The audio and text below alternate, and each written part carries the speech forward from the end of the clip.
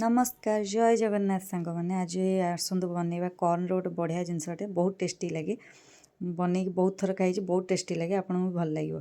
तो प्रथम गोटे कड़ाई रे टिके तेल नहीं रिफाइन तेल तापर जीरा पकईदे जीरा टिके फुटीगला तापर गाजर पकईदे काटिकी गाजर टिके भाजीदेवे भाजी सारा पियाज पकेबे पियाज टिके माने गोटे बड़ साइज किसी बड़ साइज किसी छोट साइज से हिसाब से ही काटिबे। पियाज भाजी गला टिके पियाज भाजी गला घोड़े देवे टिके समय टिके सिझापी टाइम देवे टिके सिझीगला तापर ढाकुणी काढ़ीदेवे ढाकुणी काढ़ी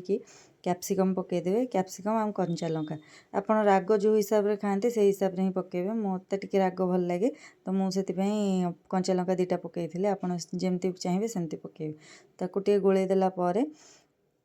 कैप्सिकम पकई टे गोलई देला मुझे भिनेगार यूज करी भिनेगार पकेबे कहीं मु चिली भिनेगार यूज कर आपण पाखे जदि नॉर्मल भिनेगार थी सहीटा भी पकई पारे तापर चिली भिनेगार पकई मुझे आपड़ कौन करेंगे सोया सॉस टे पकईदेवे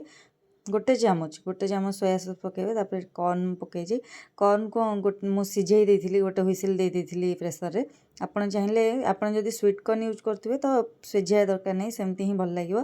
बाकी यहाँ स्वीट कॉर्न नुहे तो मुझे हार्ड थिला तो मुझे सिझे देती गोटे हुइसिल देकी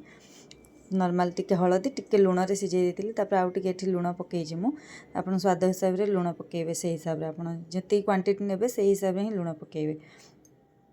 घोड़े देवा टिके गोलैकी टिके सिझीगला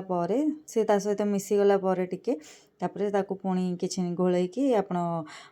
चाट मसला टिके पकईबे चाट मसला जहाँ पाखे जदि आमचूर पाउडर भी थी आमचूर पाउडर पकईले भी भल लगे तो मो पाखे नाला तो मु आमचूर पाउडर जगह चाट मसला ही पकई मत चाट मसला भल लगे तो चाट मसला पकई तापर भृषंग पत्र ना धनिया पत्र भृषंग पत्र पड़ेनि जदि आपको भल लगुव पकईबे बाकी मुझे पकई नी स्किप कर देती तो धनिया पत्र पर गैस को ऑफ करदे और लेंबू टिके पकईबे लेंबू पकईले बहुत भल लगे तापर गोटे सर्विंग बाउल को काढ़ीदेवे और खाइबे बहुत टेस्टी लगे मत कमेंट रे प्लीज दयाकर जणेबे।